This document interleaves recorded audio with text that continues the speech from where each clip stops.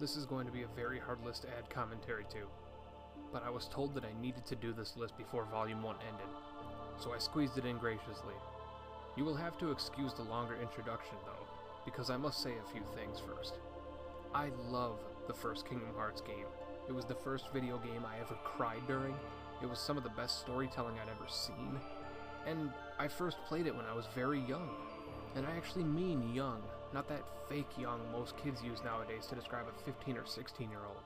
I was young. So understand that instead of doing a list on worlds in the whole series, I decided to do one just for the first game, as I did not care for anything else in the rest of the franchise. But enough rambling, you guys don't need any more of that. So let us count down my top 10 Kingdom Hearts worlds. Number 10. Monstro. I remember first encountering the great whale from Pinocchio whilst traveling through the cosmos and shooting things in my personalized Thugmobile of a gummy ship. I was terrified. I mean, I was 10, 11 years old when I first played this. It just blipped into sight and then swam out of sight. Curious, you know. And then moments later appeared far closer and swallowed my ship whole. Now, the level design is some of the most devious in the game, offering some terribly challenging platforming sections, but the fight with Parasite Cage is pretty awesome, so it more than makes up for the challenge. Number 9. Atlantica. Awkward swimming controls, halfway decent mob design, annoying level music. God. It's just plain bland. So wait, what gets it at number 9? Seriously, Pentahybrid, what is so good about this world that gets it at number 9? Above the greatness of Monstro? Are you crazy?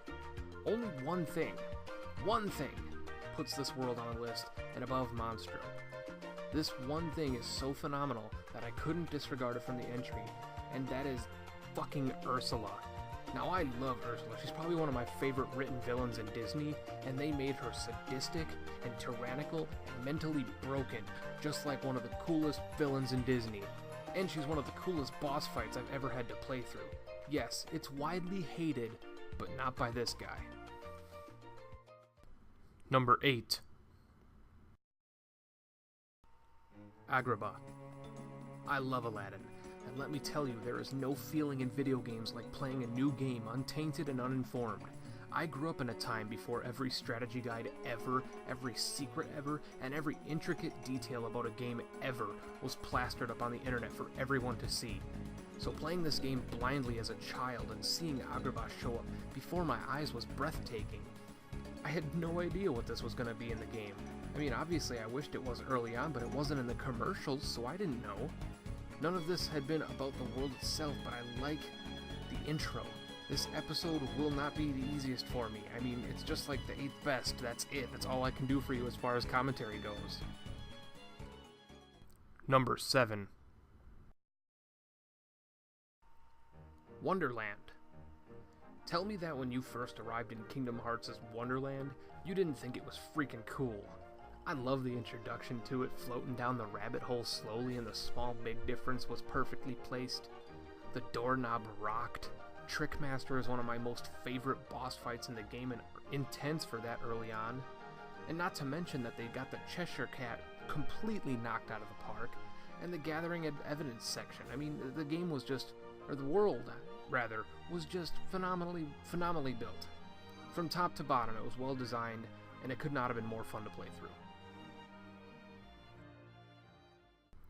Number 6. Halloweentown. The Nightmare Before Christmas is one of my all-time favorite movies, and Jack Skellington is one of my favorite characters, and the music is just spot on. They did it quite well. The locale of Halloweentown was well done, and the scenery felt as if it were in the movie. The fight with Lock, Stock, and Barrel felt unnecessary, though, but the Oogie fight more than made up for it. Number 5. Hollow Bastion. A Kingdom Hearts original world that was influenced by both Beast's Haunted Castle from Beauty and the Beast and Maleficent's Fortress from Sleeping Beauty. There are a buttload of nice things I could say about Hollow Bastion. The main theme is one of the best songs from the game's soundtrack, the enemy design is spectacular, and one of the heart-wrenching moments in the game happens in this location, and I won't spoil anything even though everybody watching should have played this by now. Number 4. Deep Jungle. Clayton! Tarzan is phenomenal, and Deep Jungle, as with many of the Kingdom Hearts worlds, did it complete justice. I love the enemies in the boss fights, I love tree surfing and searching for the fruit, and nothing beats leaping into the canopies below and not dying from the fall, but instead just landing another part of the level. As with what I said about Hollow Bastion, the main theme is one of the major selling points. You guys should already know by now that music is a huge deal for me, especially in video games. Number 3.